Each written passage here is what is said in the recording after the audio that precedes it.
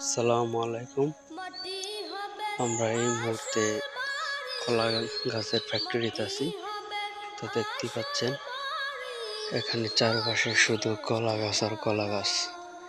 আর এই কলার আমদানি রপ্তানি এখান থেকেই শুরু হচ্ছে।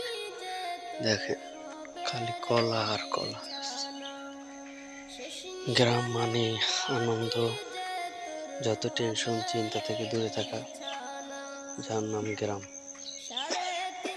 গ্রাম জার্নি করলে আর গ্রামের এনজয় খুবই চমৎকার, অসাধারণ। এই গাছপালা অক্সিজেন, বাতাস না থাকলেও যে অক্সিজেন পাওয়া যায় সেটা কার্বন ডাই অক্সাইড গ্যাস শোষণ করে অক্সিজেন আমাদের দহন করে থাকে।